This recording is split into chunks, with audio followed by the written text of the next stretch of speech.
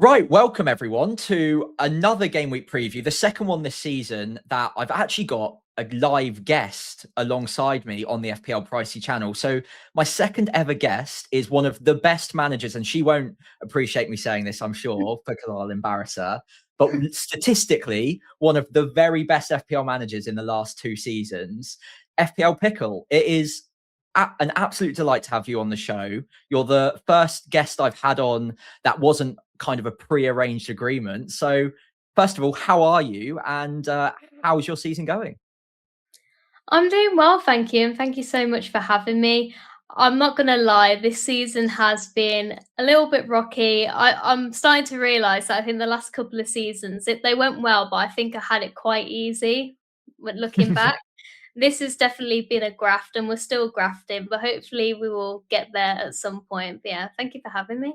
No, it's my pleasure, absolutely. And I tell you what, the only rank that matters is the one at the end of game week 38. So we've got plenty of time yet. And I have no doubts that your rank by the end of the season will be very, very competitive yet again. And I'm sure we've got a mutual friend, I think, that will help us out along the way. Not that you need any of his help, but I certainly need his. Anyway, as I always say at the start of the show, if you do enjoy today's stream, I'd really appreciate it if you could just drop a like, hit subscribe if you're new around here. And I think we're going to do a collab between me and Pickle. So do make sure you go and check out her channel if you're seeing it from mine, and vice versa, of course, would be nice. She puts out amazing, amazing content, at least 2 or 3 videos a week. And it's probably one of the fastest growing YouTube channels around in FPL right now, and deservedly so. So do make sure she goes and gets her flowers after this show.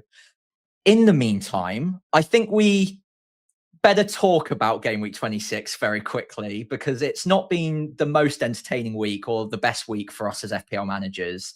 It's one of those weeks where you get the feeling a lot of less engaged managers have probably cashed in and taken over us.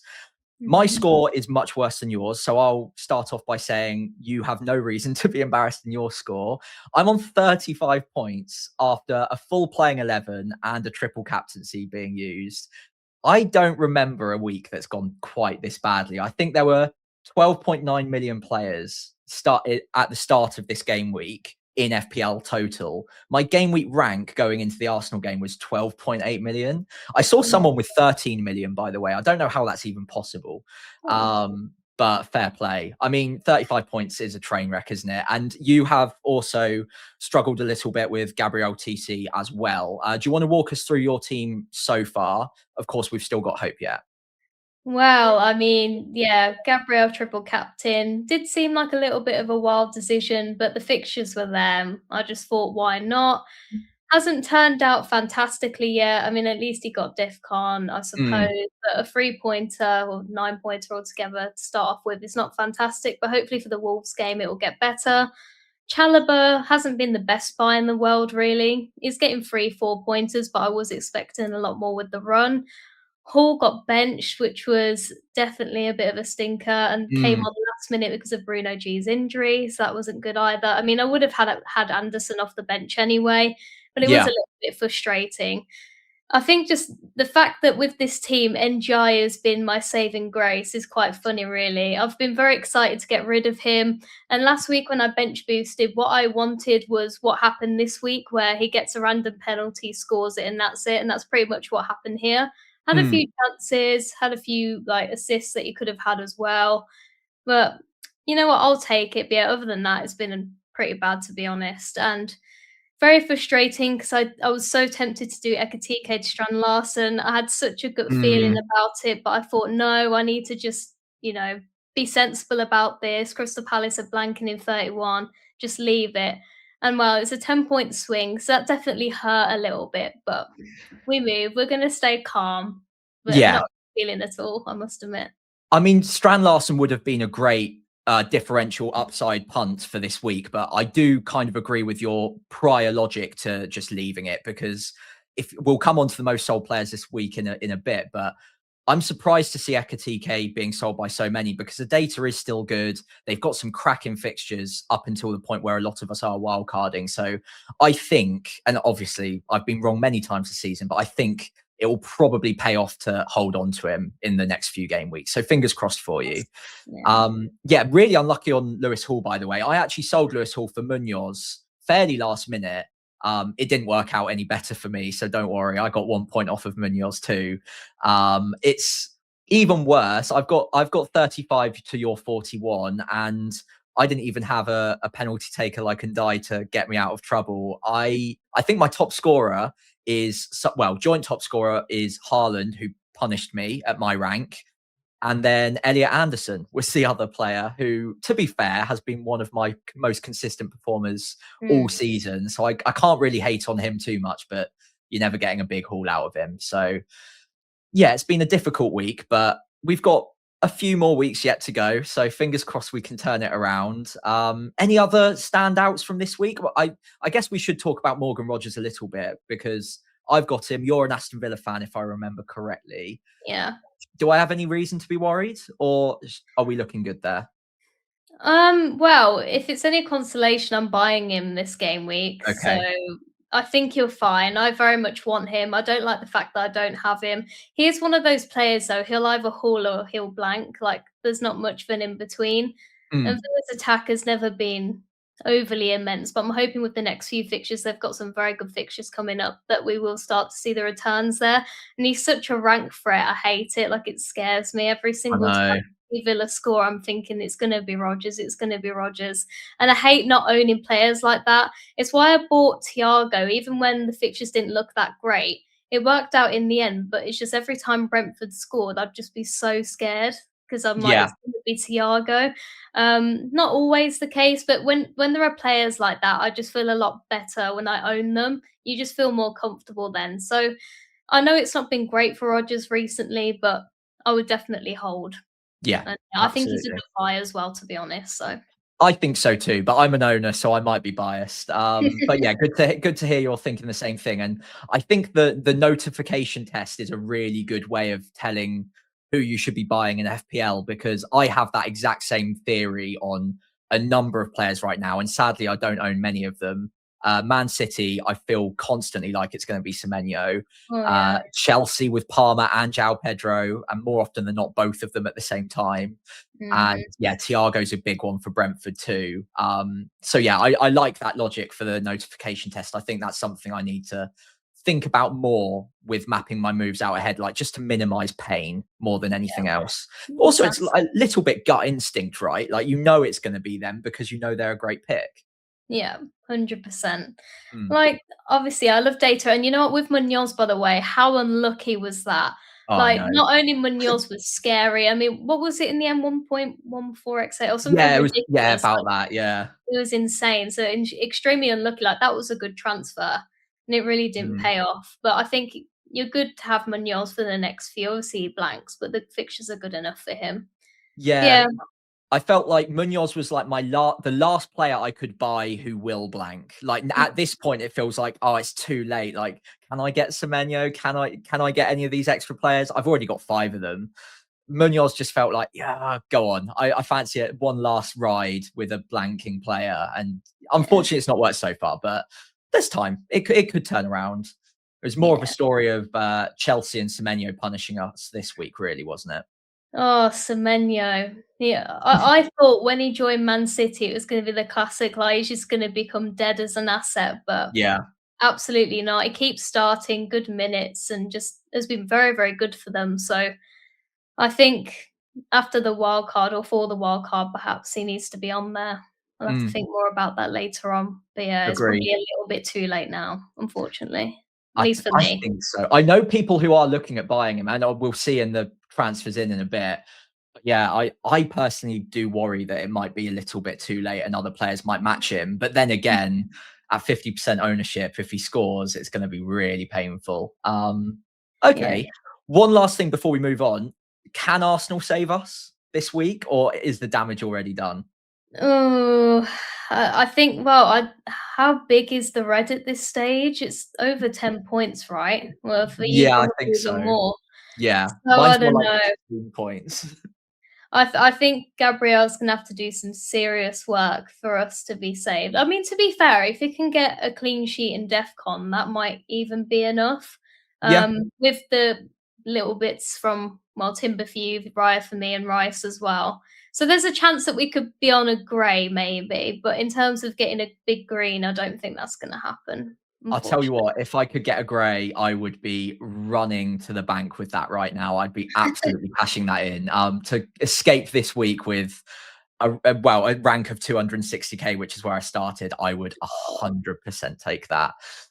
Oh well, enough talking about the misery of game week 26. I think let's move on to game week 27, and I've got to apologise to Rob T FPL on this one, because at the time I made this graphic, he hadn't posted his game week 27 goal projections, clean sheet odds. So I kind of made my own version in the exact style that he would make his, just with like FPL pricey overlays on it, I suppose. But it is all from the same location. It's all from Solio. It's all from the Sharp Market odds.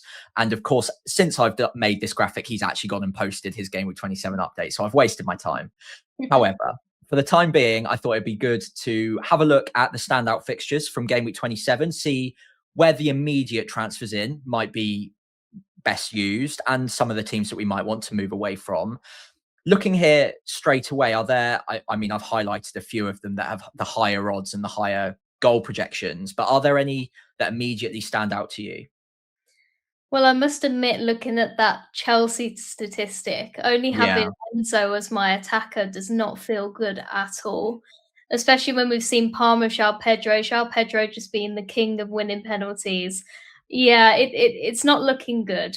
I'm hoping, to be fair, Enzo has been quite unlucky recently, so I'm hoping he could yeah. get something. But it's not a good feeling. But we just, I don't know, in my opinion, we can't buy Chelsea players now. But Yeah. what do you think about that? Well, FPL Pricey from 2-3 years ago would have probably just tried to find a way of getting Cole Palmer or João Pedro in this week. And I can tell you, the previous version of myself, the amount of times I did that and it didn't pay off was ridiculous. Like, whenever I find myself trying to force in a player for one fixture, I can probably count on one hand the amount of times where it's actually worked and paid off in the long term. Obviously, it can. So, like Cole Palmer, if you want to bring him in and captain him, his minutes look great for this week, and he could get a double-digit haul quite easily. But for my team specifically, I don't know how many transfers you have. Is it one or two? I've got 2, yeah, so Two. not many So, really. so with a lower amount of transfers like we have, the amount of moving around, shuffling it would take to get there, it might cause a knock-on -4 later down the line. And it's just those things that now that I'm really engaged in FPL, I think about a little bit too much. So past Sam probably would have not even thought twice about it. Just buy the player for this week would have been great. Yeah. But now I think I've been burnt too many times by needing to take -4s after a player has blanked with a really good fixture. But yeah, I completely agree with you on the Enzo thing. He's been a bit unlucky. I I still would prefer Palmer or João Pedro this week in isolation, but there have been Really? plenty of weeks in any season where the second or third best pick outscores the best pick. So I'm crossing my fingers there. So Yeah, yeah. I think we're just gonna have to clench our teeth for this one. I mean, the only way I could see myself potentially getting Palmer is if we found out Haaland was definitely out, so I'm like, maybe then. But Yeah, even still, it's like, ugh.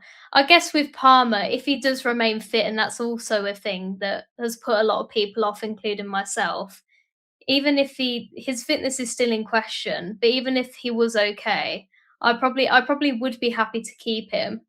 But mm, yeah, I don't know, it would take something huge for me to want to restructure my team like that. It would have to take something huge. So it's not yeah. something that I'm willing to do with just 2 frees. If I had like 4 or 5 free transfers, then maybe. Even then, I think I'd want to be a bit more conservative in my approach, to be honest with you. Yeah, and weirdly, I'll come on to it later as well, but if I had 4 or 5 free transfers, I think the thing that would push me over the edge, very similar to you, would be the Haaland injury. If it's a serious one and he's out for at least 2 weeks, then I would be tempted to reshuffle the pack a little bit and maybe bring in a more expensive midfielder. At that point, I think I might try it on Salah for a few weeks, given the like Mm, longer term fixtures. But mhm. yeah, that's speculative at best at this point. Yeah. I'll tell you what I'll do. Moving across to the most bought players this week is maybe a little bit of market signaling. Obviously, Palmer and João Pedro are top for forwards and midfielders, respectively. Semenyo Oh. and Gahey also taking up quite high positions here with 145,000 transfers in Semenyo, 50 odd K for Gahey. Now, their stats for this week, that I think it was 2.31 expected goals, high odds of a clean sheet. I think if I go back quickly, 32%, not bad. Is it too late on Man City, do you think, before the blank? Oh, I think Gay's an interesting one in my opinion. I feel it's a little bit too late for him. Semenyo, again, if you have the transfers for it, I don't mind Mm, it, to be honest with you. If you feel that you could navigate the blank even at this stage, then fine. Don't hate it at all. He's been fantastic. And of course, he's a huge rank threat. But if you're like us, where you've got one or two free transfers, and you've got quite a few people that you know are going to blank already, it might be too risky because we just don't know what's going to happen over the next few game weeks. There could mm. be injuries that could, result in you needing to take hits in the blank when you perhaps might have not needed to. So it just depends on your situation. But I think generally it's probably a little bit too late. Yeah, I kind of agree with that. And you made a very good point that I always forget around this point in the season where I love my planning ahead. So I plan ahead without even considering the possibility that some of my players might get injured or suspended or red carded, whatever. And Mm-hmm. I'm like, oh yeah, I've got a spare free transfer right now. I can easily get to game week 31 with 11 players. I'll sell these exact people. I'll bring in these. I've got an extra transfer just in case. It'll be fine. But the amount of seasons where I've thought that, and then yeah, someone like, I mean, not so much this season because he blanks anyway, but Erling Haaland, who otherwise wouldn't have been sold, it gets injured or something or suspended the week before, it just completely ruins your plan. So having that extra transfer rather than bringing in a player that you know is going to blank might be really powerful. That's not Mm-hmm. to, I think we both agree though, that's not to say he won't score well in the next few weeks because I am petrified of what he could do to my rank. Yeah, Um, he but could yeah. batter us for sure. Yeah, it's scary. And on that note, is there anyone else before we move on? I do notice Strand Larson creeping up here a little bit, but I won't rub salt in the wounds. Anyone else here that is catching your eye for this week specifically? We'll obviously take a longer lens look in just a while.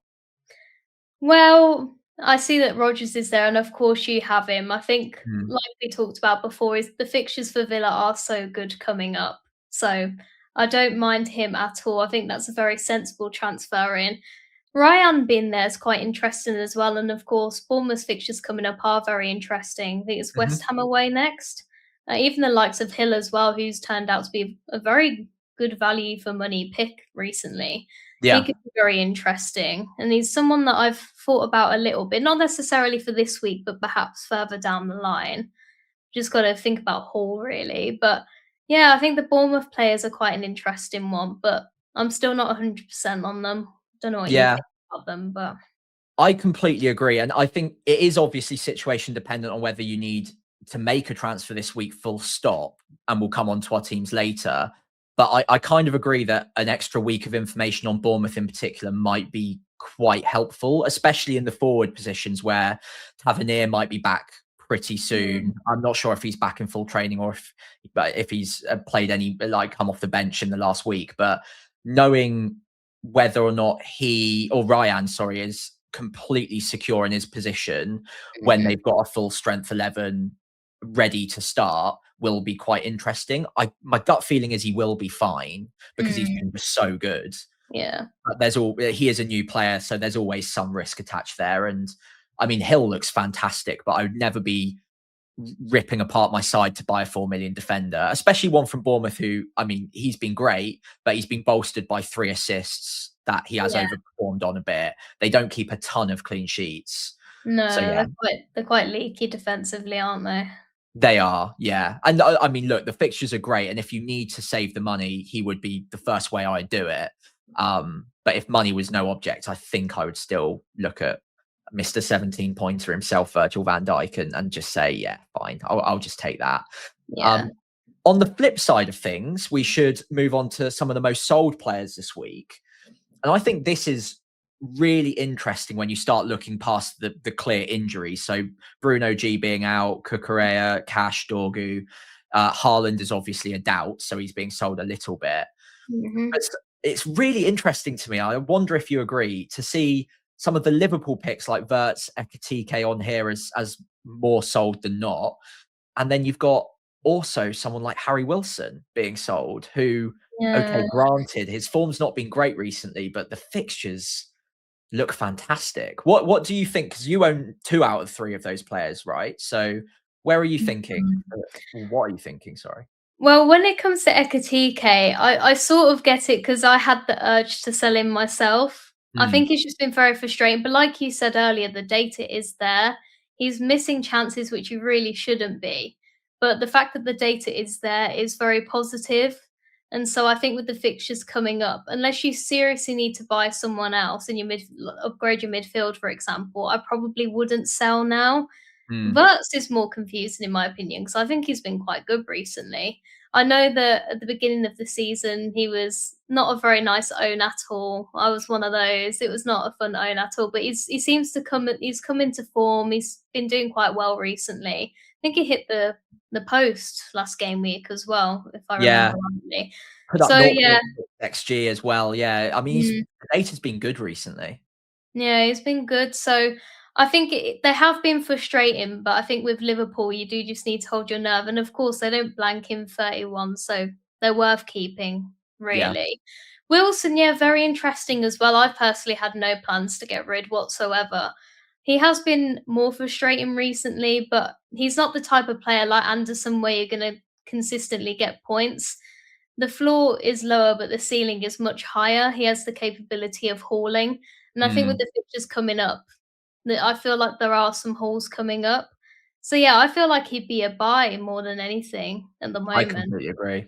Yeah, Yeah. he's actually on one of my transfers in plans for the next few weeks, especially when you look at game week 31 itself. I think it's Burnley at home that week. So Mhm. unless you're free hitting, and I know a lot of managers out there will be considering that. But yeah, he's potentially even a buy for me. So yeah, to see 70,000, 70 or 80 odd thousand managers selling him is music to my ears, because not only is he less punishing to me, it means that I might have a differential on my hands, and you already do have a differential on your hands. The final one that I find really interesting is Enzo being. I didn't even notice that to Mm. begin with. He's third most sold for a midfielder.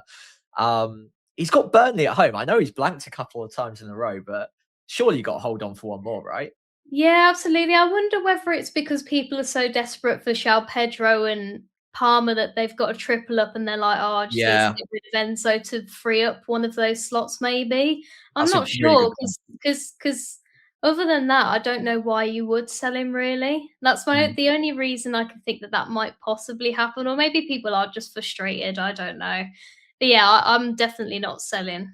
I Yeah, probably will hold him until 31 even, honestly, with the plans I've got, to be honest. interesting.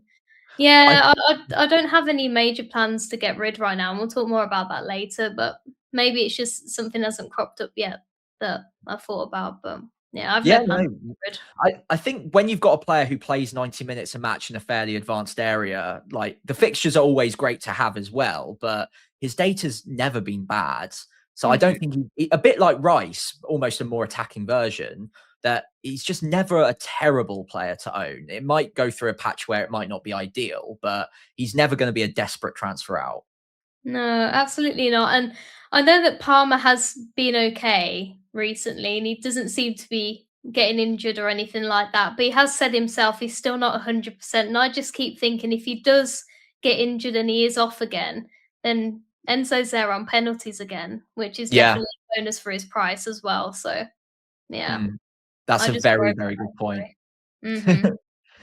Right. Well, I think we've had enough of a talk about game week 27 in isolation. So I think the next thing we need to probably talk about is this stretch of fixtures between now and game week 31, of course, the blank. And I know a lot of managers will be looking at wildcarding in game week 32. We will come on to some different plans and strategies and different ways to map out your side for the rest of the season. Wildcard 32 is not the only way of playing it. But I think at time of recording, I'm certainly planning on wildcard 32. Would it be the same for you? Yeah, that's what I'm planning. Okay, so with that in mind, these next 5 game weeks for a lot of us, and specifically for us as well, will be really important. We'll want to probably dead end going into game week 31. So I thought I'd pick out from Solio, again, free tool, not sponsored, just really like the tool. Do go check it out. The link is in the description below. I've taken the goal projections and the clean sheet odds separately, so we can kind of flick between the two to have a bit of a chat maybe about the teams that we would be looking at targeting and the players from those teams over the next 5 game weeks. Because whilst we've had a look at game week 27 in isolation, I think what really becomes interesting is the way the fixtures swing towards certain teams over this medium term. So I've ordered it by goals to begin with. Liverpool come out on top. That is partly because they at least play in game week 31. But even so, they'd be right up there anyway with some good fixtures. You've got, is it just Ekatike at the moment? Yeah. Okay. I've got no one. So they will be high on my mind in the next couple of game weeks. Nottingham Forest this week, away from home under Pereira now. New manager bounce for the... Can you have a new manager bounce when you've had 3 managers in the season? I don't know if that's possible. I think you've used your chip there. But after that week, you've got West Ham at home, Wolves away, Spurs at home, another new manager bounce team potentially, and then Brighton away in the blank. Are you looking at investing in more Liverpool? Well, when I was thinking about my crazy move that I might have done last week, I did think about getting Verts in 28 perhaps. But now that I'm thinking about a different pathway, it all depends on the money that I may have. It's very dependent on a few things at the moment. But if I can afford Verts in 28, I will probably go there. In terms of Van Dijk, I'm not as interested personally, even though he has been doing well. It's just not a priority for me, to be honest. Defensive transfers are not really. But he's Yeah. definitely a good option as well going forward, especially when he's been very good recently. I think with defenders, not every defender, of course, because Gabriel's a standout, for instance, but there's a lot in that sort of pack just beneath Gabriel that I think are like, yeah, they're very good. I'd love to own them, but I don't think any of them really stand out as like way better than one another. And I would put Virgil van Dijk in that bucket where, okay, if I needed a defensive transfer to make, sure, I'd love to go there. That's great.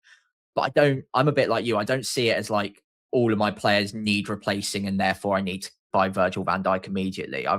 Munoz, Timber, Gabriel, they don't seem like immediate sells to me. Pretty solid, to be Yeah, fair. I hope so. It'd be nice if they scored some points, but yeah, I hope so. I'm pretty jealous, to be honest. Well, yeah. Well, it's not worked out so far, but yeah, fingers crossed. Fingers crossed for you. On that note, so let's move a little bit further down the table then. So Man United, obviously tracking pretty nicely. Man City, even with a blank, are coming second here, which is kind of crazy when you take a look further down. And Arsenal, who are above them in the league right now, also with a blank, are mid-table here in terms of the goal projections versus Man City, who have the same amount of fixtures, but they're right up in second position with 4 fixtures instead of 5. I find that really intriguing and quite worrying, thinking about Semenyo again. Are there any teams that stand out beyond some of the traditional big boys here that you really like the look of at the moment? I think like I mentioned earlier, like Bournemouth's fixtures do look very, very nice. And of course they don't blank as well. Man United at home in 31, that's not too bad, to be fair. It's not too bad of a fixture. And so like you mentioned earlier, it is just going to depend on, especially the attacking side of things, when Tavernier's back, how it's going to influence minutes for Ryan, for example, whether he's fine or not. But if he looks good, he could be very tempting. And Brentford's fixtures as well are pretty good to me. And they've got a very nice fixture in 31. So got Thiago, of course, but in terms of potentially doubling up, I am a little bit interested. I completely agree on that. Bournemouth and Brentford are right at the top of my list for especially like those cheaper midfield picks that you can bring in and it helps you afford things elsewhere. Like I'm looking at a combination where I might get one more expensive midfielder, and then to supplement that, I need a slightly cheaper one. And those 6 million-ish midfielders in both of those teams look really, really good for that run. Mhm. Cheap enablers all over the place. Fulham as well. I think even though they're actually weirdly low here for the goal projections, I think their fixtures look really quite nice. Sunderland away might not be amazing, but after Mm. that, Spurs at home, West Ham at home, Forest away, Burnley at home. I think that's quite a nice one. It's just whether or not you can find great picks outside of Wilson or maybe Anderson. Is there anyone else there that stands out? I personally can't really think Mm, of any. no, not really for me personally. No, I Hmm. don't think so. You Maybe can it is a situation of just get those two if you want them. yeah, I mean, is Raul fit at the moment? I actually don't know, embarrassingly. I think he's fine. I don't I Yeah. let me carry on in the background whilst I check that out. But yeah, I think Raul Jimenez is okay. I think it's Munoz that's out for a while, or at least I thought Oh, it was. right. I But yeah, anyway, I think Fulham, it's quite easy to predict if you do want any which positions you're going for there. And in yeah. fairness, even if Raul is an option, forward line, if Haaland's fit, Thiago's fit, you've got one spot at best, haven't you? So you might be able to squeeze him in if he's around. But Yeah, yeah, I yeah, it wouldn't be a priority because yeah, Wilson has been good, but Fulham are not known to score a lot of goals generally, and that's probably why they're lower down on the table. yeah. So I think probably having the one is enough. Whereas Mm, with like the Bournemouths, the Brentfords especially, you could maybe think about doubling up there.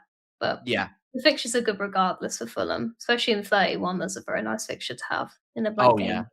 game. It might be one of those situations where you just leave it until 31 specifically, and then it Yeah. just becomes a really easy 1 week move to a Harry Wilson, or take a punt on someone else that just Mhm. happens to be starting at that point as well. So yeah, that might be an exciting team to just leave until the last minute. Yeah. I'll move over to the clean sheet odds as well, because just I haven't moved across yet. I think what is interesting is Arsenal again are top despite having that blank game week, and all the way through to the point where they do blank in game week 31. Their clean sheet odds every single week look pretty handy, even with some less than ideal fixtures. So 41% away at Spurs, 36 at home to Chelsea, 39 against Brighton, 53 against Everton. Do you have any plans in getting rid of Arsenal defence early, or are you potentially even just holding on to them all the way through to when you wildcard? Yeah, I'm not getting rid, no chance. Yeah, Very agreed. blunt of me, but absolutely not. I don't think I can put myself through that, even if there are a couple of fixtures that don't look quite as nice. Mm. I can't do that to myself personally. I don't know about you. Maybe with Timber, you a bit less sure, A or little bit. I'm getting a bit frustrated with him, to say the least, because I think I've Mhm. owned him since wildcarding in game week 8 now, and Oh he wow. hasn't picked up a single goal in that time, despite all of the XG in the world. So it's very frustrating, but I can tell you right now, if I sell him at any point before game week 31, the second I do, he's scoring. So I'm just Yeah. going to hold on, I think, until the very last minute, and then one of him or Munoz probably gets sold to give me a playing three at the back. Yeah. And I think it's probably Munoz, because I've got less value tied up in him at this point. So Timber might survive on a wild card. I don't think Munoz is as bad. I'll quickly make a note now before we move completely on. Both Jimenez and Munoz are fit. So Oh, I think that probably rules out either of them as an option. yeah, that bins those options off. Oh, what a Regarding shame. regarding Timber very quickly, I think you've Mm. been so unlucky because every time I watch him, I'm wincing at the thought of it. He gets so far forward. Yeah. How he's not got a goal, I have no idea. I feel Yeah. quite lucky as a Raya owner. I just went boring. I went Raya, and somehow Raya's been outscoring him. I have no idea how, but I Mm. guess I'll take it. But yeah, it's been a shame for Timber owners for sure. But also, to give Raya owners credit as well, the forecasting ahead for blank game week 31, it's actually really smart to have Raya alongside a Dubravka, for instance, because it guarantees one less transfer required going into the blank. So it's one less issue that you're going to have. Whereas I hopefully won't, but potentially have an extra free transfer that I need to use to probably get rid of an Arsenal asset, but someone that blanks at the very least. Whereas Raya owners like yourself, you can just bench him that week and start Dubravka, and you don't need to use that extra free transfer. So I think that Yeah. was also a very viable strategy. Yeah, absolutely. I definitely take that. I must admit, was I thinking that far ahead? No, I'll be honest, I wasn't. But it's very true. It's very true. So yeah, Yeah. I'll take that. I'll take It's that absolutely. gut instinct is coming in clutch at the moment. You're Sure. not even consciously aware of the good decisions you're making. No, yeah, I'm just going to God, I'm yeah. joking.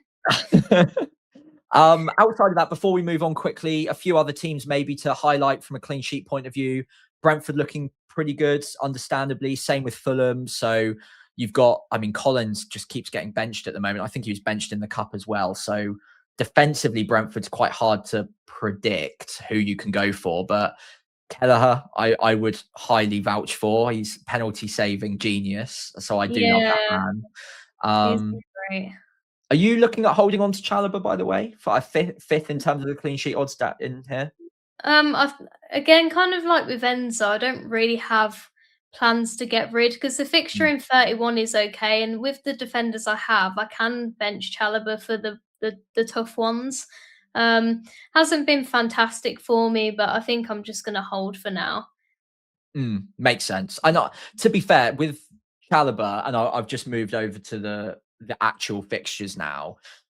With Chalobah, even if he doesn't clean sheet, he is going to get DEFCON almost certainly. So you've got that 3 point floor, even if he concedes twice. Usually, that's Yeah, not bad for a defender. Like it's really not an urgent transfer out. It's the same reason I've held on to Elliot Anderson all this time. Like it's not flashy, but yeah. it's never a crisis in your team to own someone like that. And uh, Chelsea do have a bit of a knack of keeping a clean sheet in a fixture you wouldn't actually suspect that they would. So this is very there, true.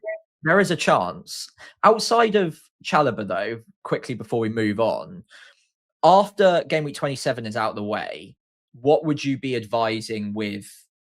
I mean, I think we can assume what you're going to say, but with Enzo, Palmer, Chalobah generally, do you think it is okay to get rid of them, or is the team good enough that I just hold on to them all the way through?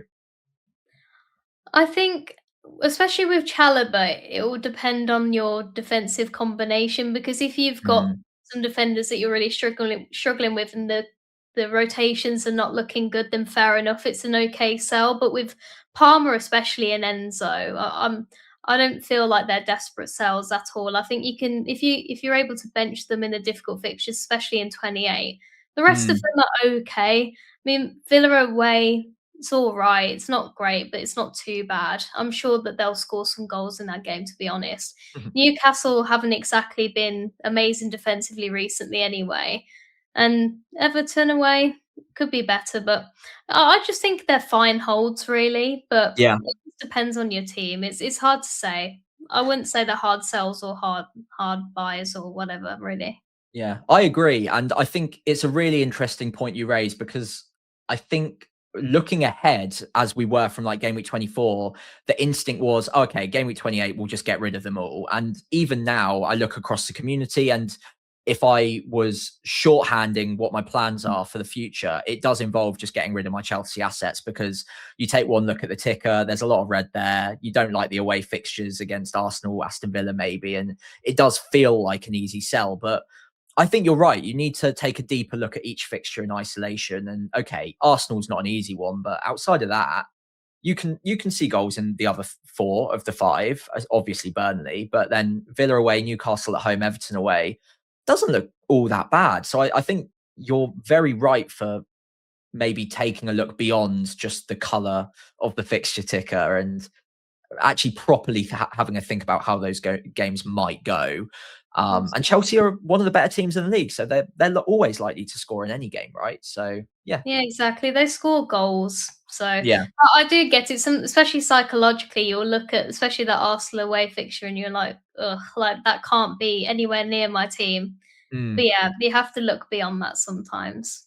agreed. And this is why you've had two top 2K finishes in a row because you think about it beyond just the color of the ticker, which sometimes I do. So yeah, that's a learning for me and probably for a lot of people out there as well.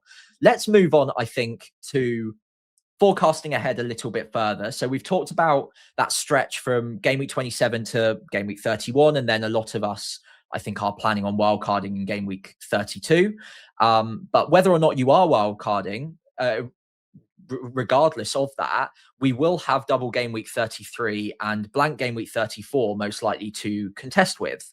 Now, we've had the FA Cup draw tonight, just before we're recording. Obviously, this will go out on the Tuesday morning. But I just wanted to do a quick word on what the draw might mean and the FA Cup results so far might mean for the double and the blank around 33, 34. It basically just means maximum chaos at this point in time. We need teams to get all the way through to the semi-final to blank in game week 34. And we're up to the 5th round now. We've had the draw.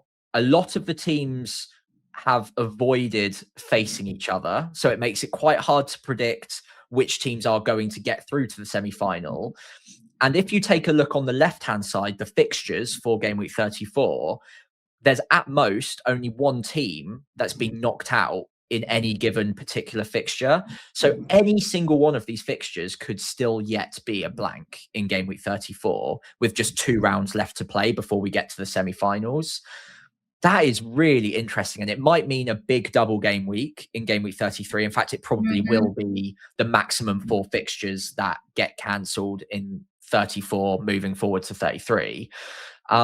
It's going to be really interesting to see how we navigate that, and having chips in handy, having that free hit potentially in blank game week 34 might be helpful. Do you have any thoughts at the moment? No worries if not, but I just thought I'd add it in. Do you have any thoughts on the way the fixtures have landed in the FA Cup draw and what that might mean for 33, 34?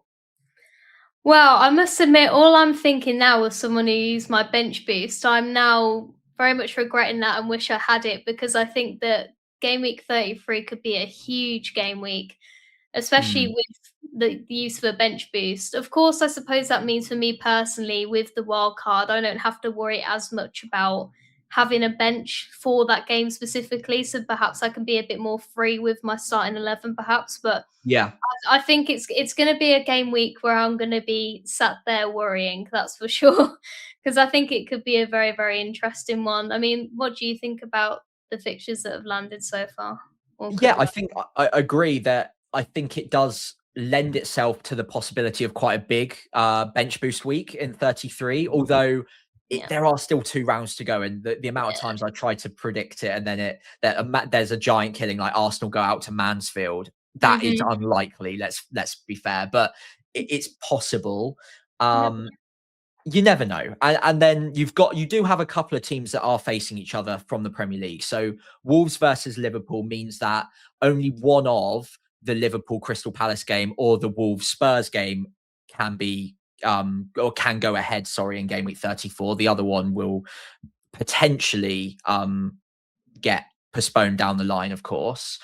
And then the same goes for if Brentford get through. And by the time you're watching this, you'll know either way, but it's 0-0 on like 60 minutes, I think. But if they do get through against Macclesfield, then the same goes for West Ham and Brentford in their 2 respective fixtures in 34. Only one of them will get cancelled or postponed and then therefore move to 33 most likely before we get further on in the rounds. Of course, both of them could end up being go ahead in game week 34 anyway.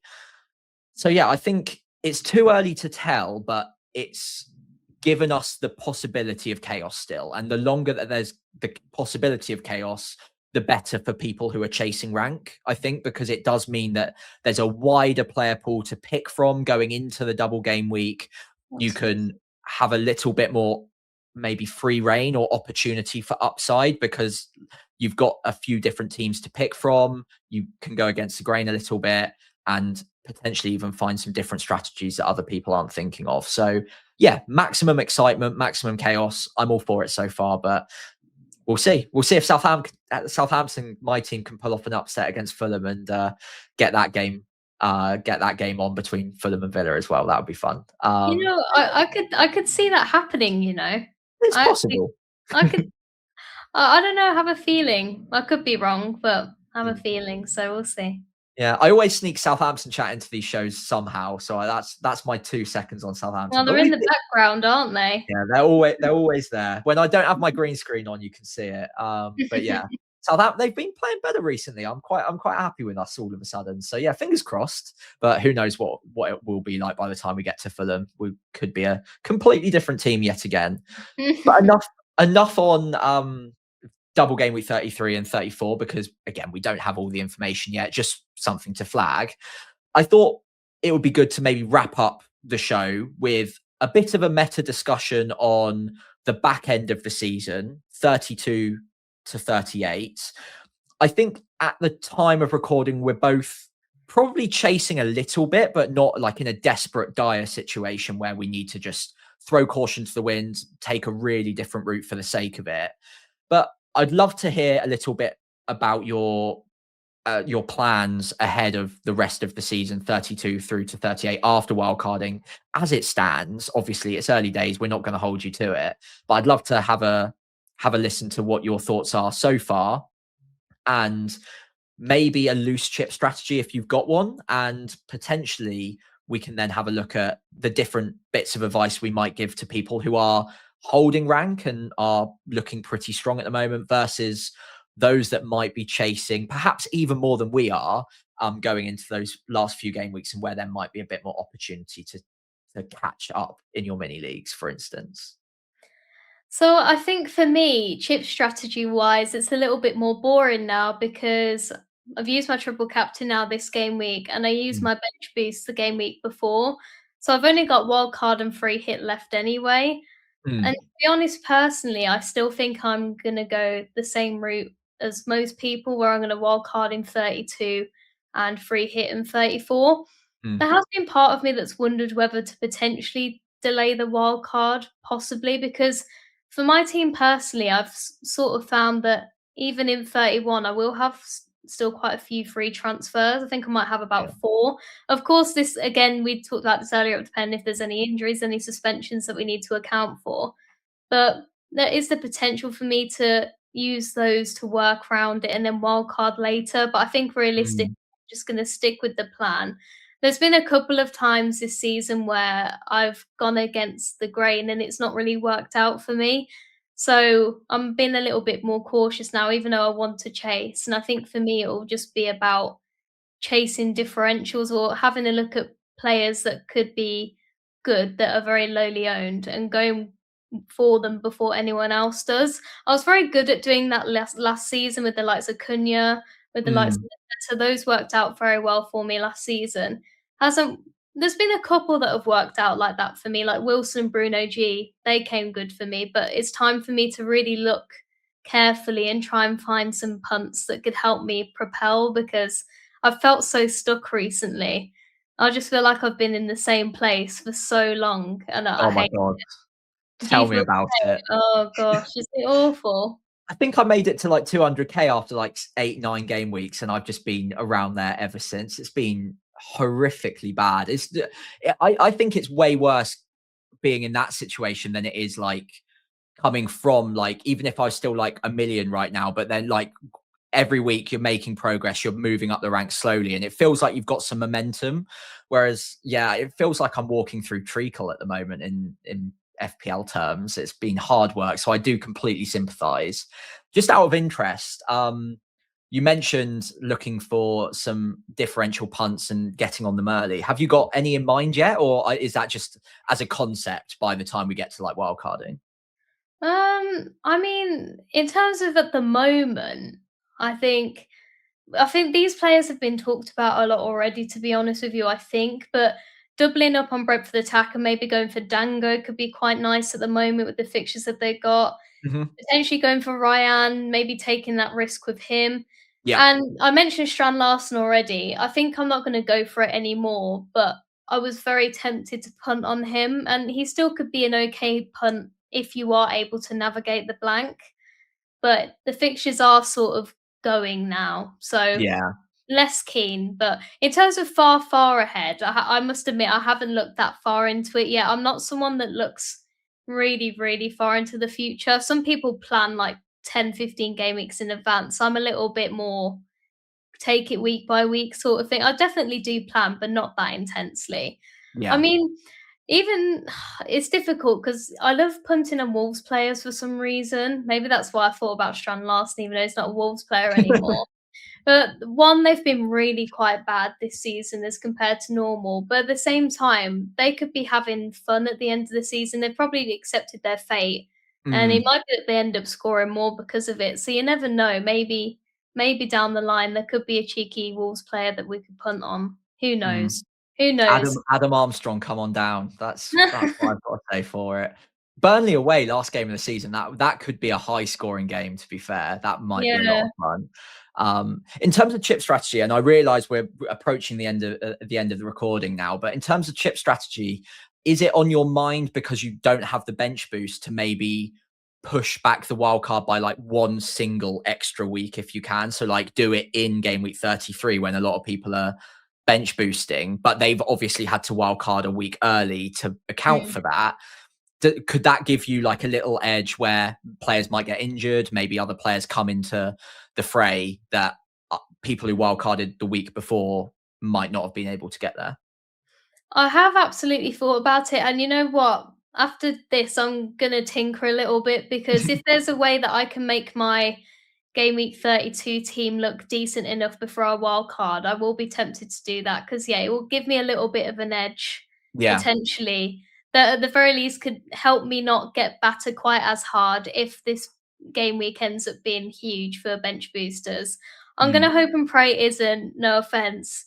That's But if it fine. is, I need to try and find a way, whether it's differentials or, like you say, pushing the wildcard back a bit that could help me kind of not fall down too hard. Because Mm. it could be a game week where I do crash and burn a little bit, but I'm hoping not. But we'll stay strong. Yeah. I mean, again, the amount of double game weeks that end up being as spectacular as you think they will be going in, it rarely ever happens where it's like, oh, that was a 200-point game week. It just so rare. And the reason we remember them when they happen is because they are quite rare, I think. So I wouldn't worry too much. And hey, there's bound to be an upset or two in the FA Cup. At the end of the day, only 8 teams can blank in game week 34 as a maximum anyway, and therefore only 8 can double in 33. So I don't think you'll be too badly hurt.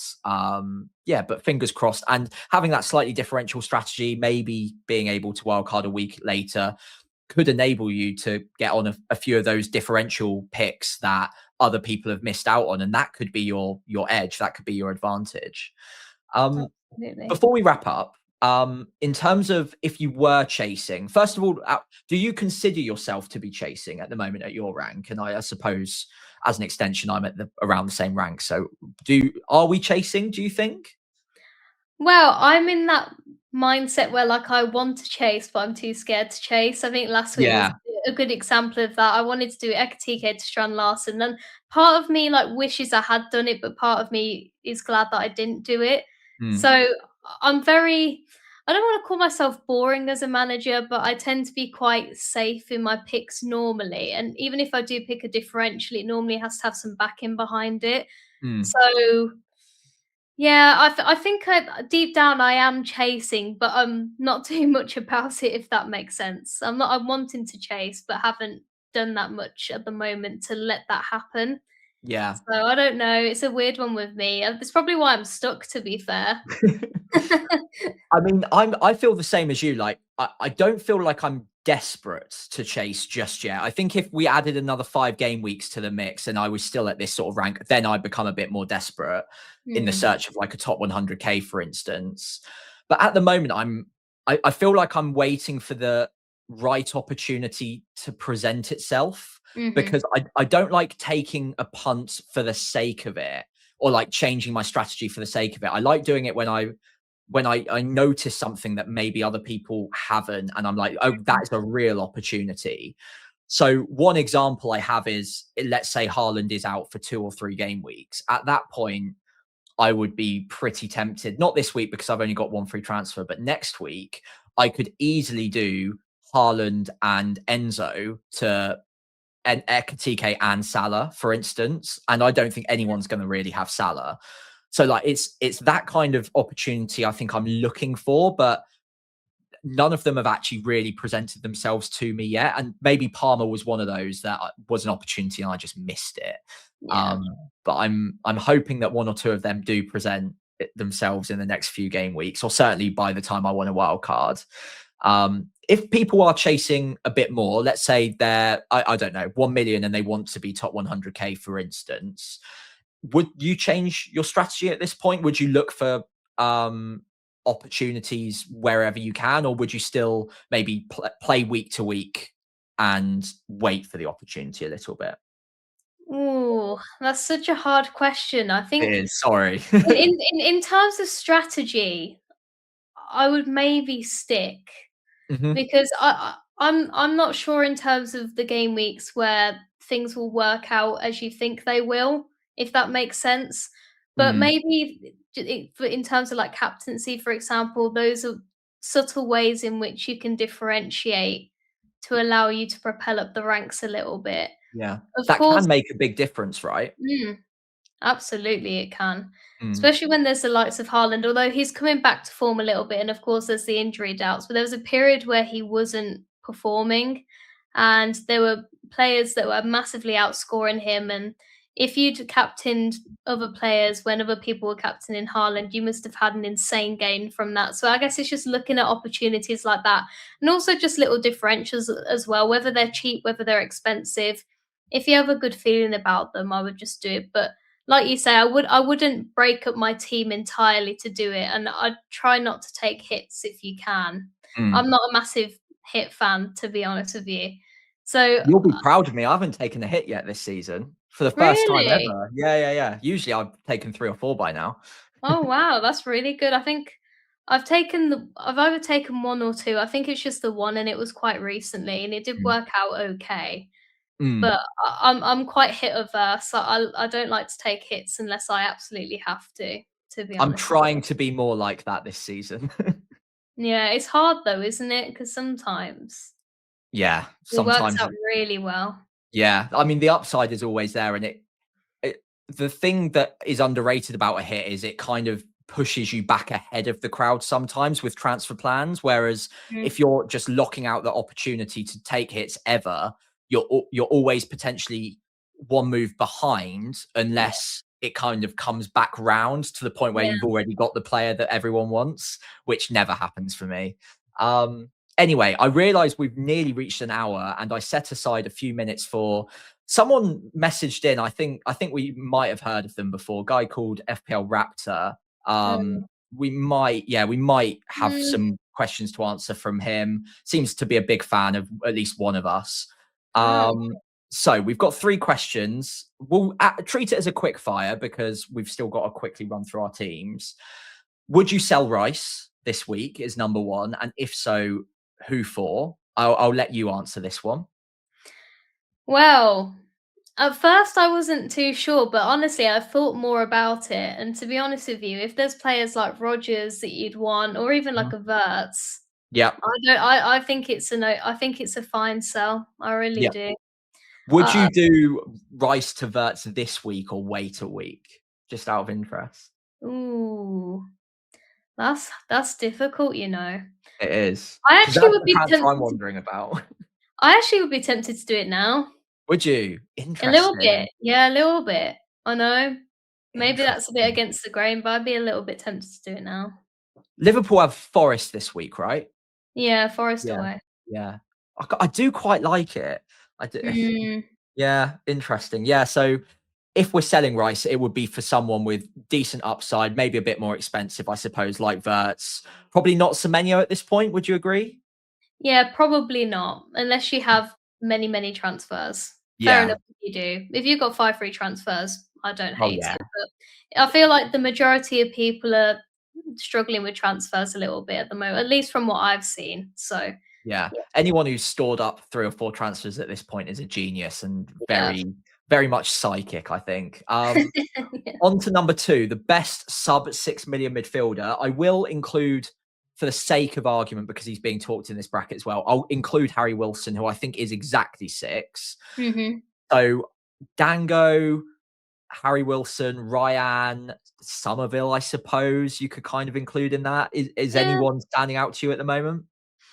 To be honest, I think the exact ones you mentioned, I had a little think about it earlier, and I think Mm, I know that there's the situation with Sharda, but to be honest, I think Dango's minutes will be fine, and that I still yeah. have memories of that free hit where I picked Sharda and his minutes. Well, I picked Sharda because everyone said that Sharda's minutes would be better, but it turned out that Dango's minutes were a lot better and he performed a lot better. Yeah, I So I'm remember not that now. I'm not Yeah. too worried about Dango really in terms of minutes. I think he'll be fine, and I think he Mm, could be a really nice because realistically, Thiago's ownership is going to be so high that you're not gaining anything from him. yeah. So to have double attack there could be really really nice. So I like him as an option, and Wilson's pretty solid as well. Yeah, I think I'm inclined to agree with you on Dango being the standout right now, by the way. And then I think if it was a transfer specifically being made in game week 31, the pendulum for me might swing to Wilson. But Mm, for the time being, I agree. I think it would be Dango. And yeah, then captaincy, actually, this is a good way of maybe pushing it across to our own teams and our plans for this game week. Ross asked what the captaincy ranking for game week 27 is. And with that in mind, let's move across to our teams. We've both got the captaincy armband on different players at the moment. I think partly that will be because of the injury doubt, but yeah, you've currently got it on Bruno. I've currently got it on Haaland. It would switch to Bruno if he was injured, of course. yeah. Is there a better captain out there this week than either of those two in your mind? Well, I mean, if you've got Palmer, then first of all, congratulations. But if you've got Palmer, you've got to captain him. You've got to, Yeah, in my opinion, you've got to do. I I'm glad you said that. I completely agree. I think this is, and it's easy to say it when you don't have him, I suppose, but Yeah. I think all the stars have kind of aligned. He like obviously didn't play in the cup. He's had a good 10-day rest, and it's a great home fixture against Burnley. Yeah, I if I had him, and I'm very jealous of those who do, I would probably be captaining Cole Palmer this week. If you didn't have, so let's say Palmer number one. Yeah. After that, if Haaland is fit, or Mhm. it looks like he is going to start, and we don't have any definitive news, would you switch the armband back to him, or would it stay on Bruno Fernandes? No, I'd switch it back to Haaland Interesting. if he's fine, yeah. Because Newcastle have not been convincing at all. No, they haven't. I think even against Spurs, it looked like they were gonna concede a couple, didn't it? So yeah, I think that's perfectly viable.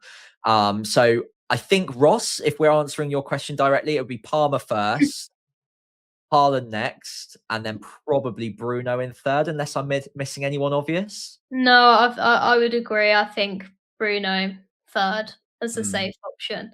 In terms of Anyone on a differential?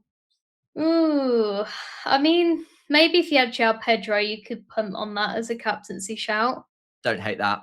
Don't Don't hate yeah, that at all. that's an okay shout. Arsenal players, I probably wouldn't. Hmm. Just in Thiago, case Tudor gets a tune out of them or something. yeah. I don't know. I'm trying to think if there's any Palace players I'd think about. Probably not, honestly.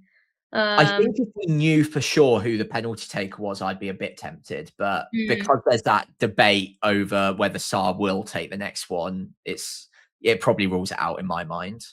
I think it will be Strand Larson that takes the pens. I kind of agree. I kind of Mm, agree.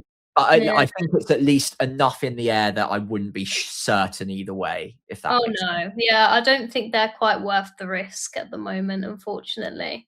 Mm, But yeah, there's not as many options really. But yeah, Palmer mm, absolutely top, no doubt. mm. So, And what actually, whilst I've got you, sorry if I'm taking too long. nah. Does Rodgers have a shout of taking penalties for Villa? Oh no, I don't think so. Do you not? Ah, that's ruined my day. I No, no, really no. didn't bring him on I don't. point. I think it will be Douglas Luiz that takes them. Fair enough, fair enough. I'm just hoping that in the year and a half he's been gone, Rodgers is like, "Nah, I'm the guy now. I'm having these." But He yeah. never. I just don't. He never seems to be. Even at penalty shootouts, he's just not there. Yeah. I Okay.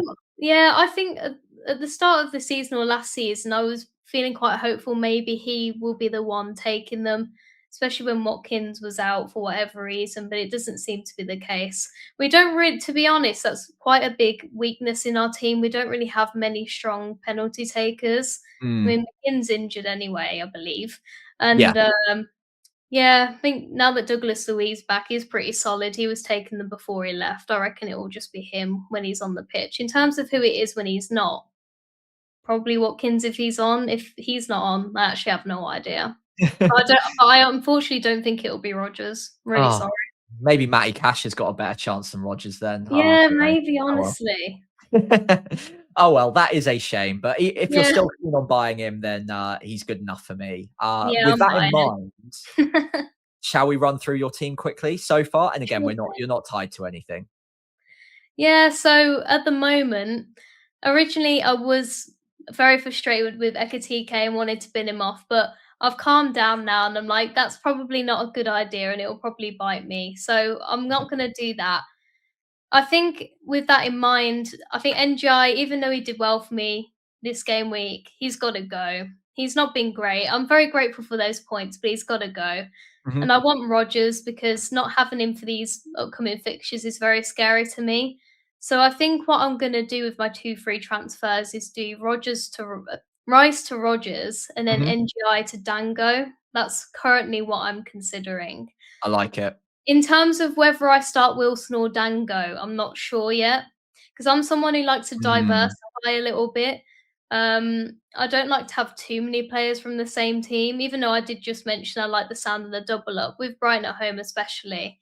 I'm a little bit less sure, so that will be a bit of a debate in my mind. But those are the 2 transfers I'm thinking about.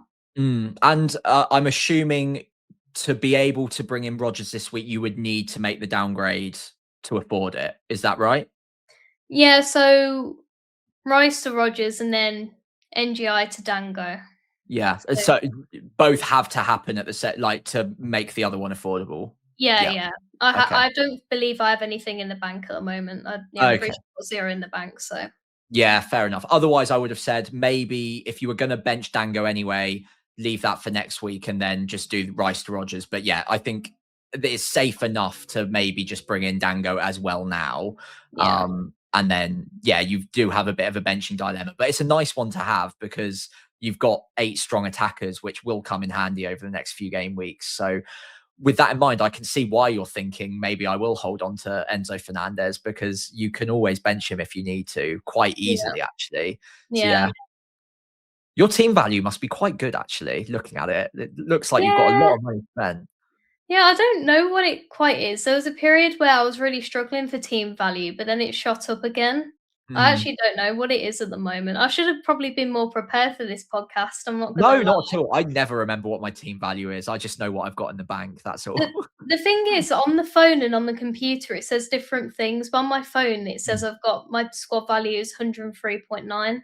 Wow, that's pretty good. That is pretty Mm. good. I think I'm a million down on that. So yeah, Oh, you've okay. done well with farming the value.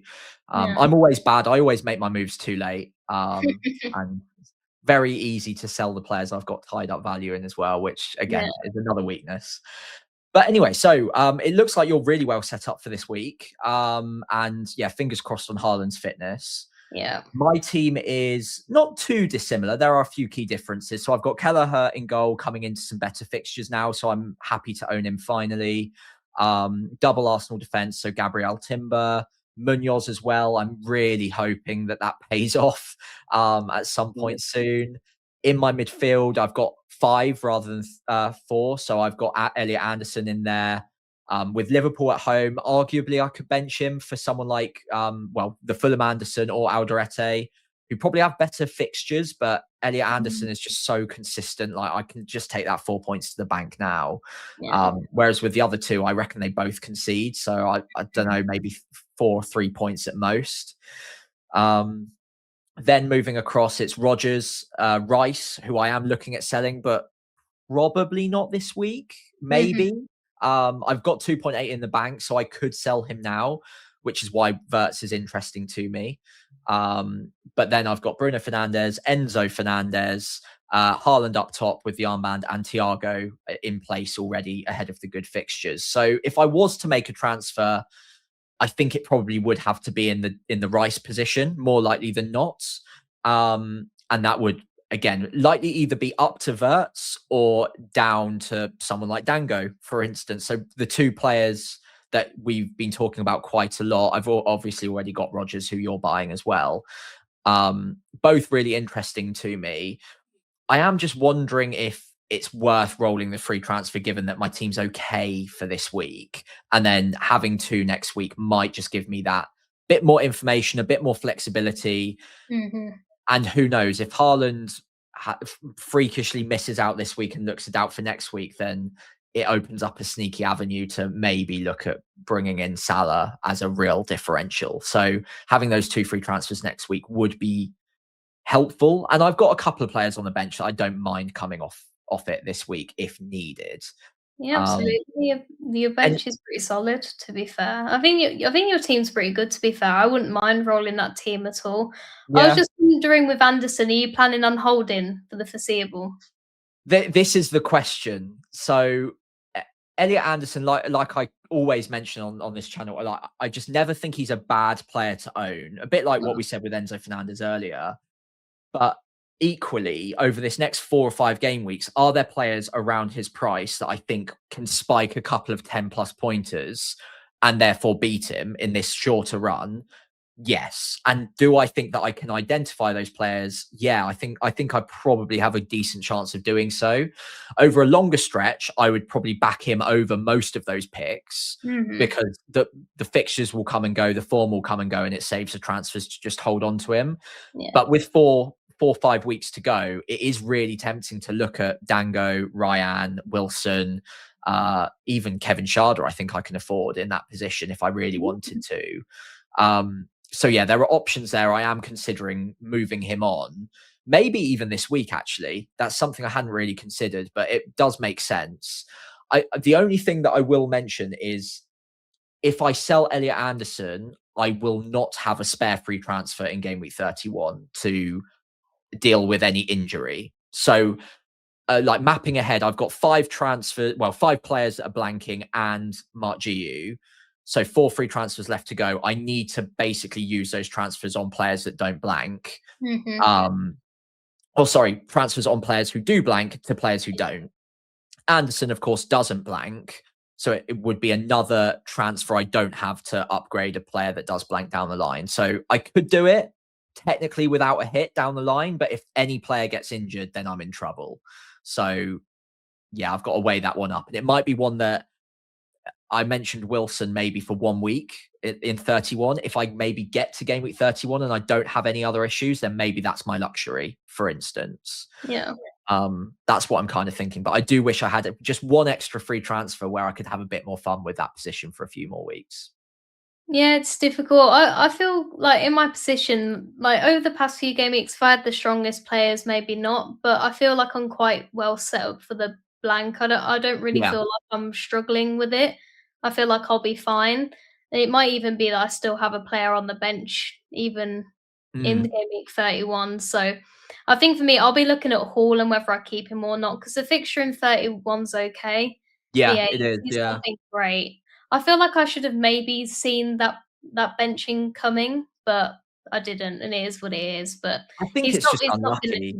yeah. I don't think he's been dropped or anything. No, no, no. No, I guess he's it's too just 'cause good. it's weak. Yeah. But yeah, I think you look like just looking around your side, you don't have too many problems in terms of blanking players. Is it just 3 that I'm counting out? I believe so. Yeah, I mean Raya obviously is the 4th, but you can just bench him anyway. So yeah, I mean you're looking really good. You might have some free transfers to have some fun with in the next few weeks. So yeah, I'm really jealous of your team. I think although you've struggled this week and it's felt a bit like hard work recently, I think your team's looking good and you'll be in a good position by the time you look at wildcarding. Fingers crossed. Hopefully we'll get there eventually. Hope so. Hope me, you, and Ross are all top 100k by the end of the season. We can shake hands and forget this season ever happened. Something like that. Move on to the next very swiftly. Oh my god, yeah, hope so. Anyway, I've taken up far too much of your time already. I promised for it to only be an hour. We've got an hour and a quarter, so I can only apologise and thank you so much. Thank you so much for coming on. I really enjoyed our time and yeah, all of the best of luck for the rest of the season, of course. And basically, all that's left to be said is, where can all of my viewers find you on social channels? And hopefully we're doing the collab anyway, so they can just click subscribe to your YouTube straight away, right? Yeah, thank you so much for having me. And don't be silly. I've really enjoyed spending the time talking about it. It's allowed me to think a little bit more about the game week itself. Got to get back into the FPL mindset now. You can find me on X and YouTube at FPL_Pickle on both. There is, just to warn, there seems to be an FPL Pickle account that seems to like to spout rumors on stream. So if you see that, that's probably not me. But yeah, I'm on X most of the time waffling. So if you enjoy that, then follow me there. I love engaging with everybody. So yeah. Yeah, and you are very good on X as well. And I have to say, weirdly, the other FPL Pickle, the fake one, is the reason that we're doing this stream, because they you were messaging on my channel. I caught it out, like, yeah, this is a fake account. Messaged you, and we were like, oh, actually, no, we should do this episode. That would be good. Yeah, that's so true. So yeah, we can actually thank them for that one. Probably not for much else, but yeah, you know, Yeah. there's only one real FPL Pickle, and Yeah. she is on this channel right now, luckily. Exactly. Thank you once again so much for coming on. Hopefully we talk again very soon. Do make sure you go and check out her channel, and her on X as well. And let me know in the comments below who you'd like to see on the show next as well. Always on the lookout for other guests.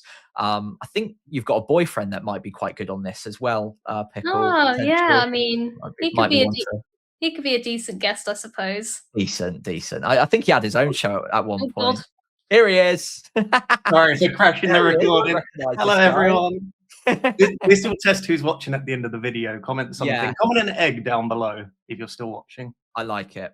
At least an egg emoji, and then And we the can egg tell out. that the watch Nobody time is wants good. Your teams both look lovely as well, better than mine. Oh, thank you, mate. Thank you. We'll have you on the show soon, and we can assess your team too. My pleasure. You were basically my co-host on FPL Therapy, so it seems only fair. Absolutely. Well, this one we don't have to lug all the way into London, do we? So we can. Yeah, just this do it one's a little online. bit easier. Exactly. Sorry, I'll stop crashing. Bye, everyone. No worries. Thank you, mate. Thank you. What timing? He only just came back from the gym as well. I mean, if people are still watching and they get that Brucey bonus, so Yeah, it will that show will who be the really true good to people tell are. whether or not the retention rate is any good on this episode. See whether or not there are eggs in the chat. But yeah, we've gone on long enough. I'll let you go and spend time with Ross. Thank you all so much for watching, and good luck with the rest of the season, Pickle. Really enjoyed you on the show. Do make sure you go and subscribe to our channels. For now, though, it's goodbye from me. Bye from me.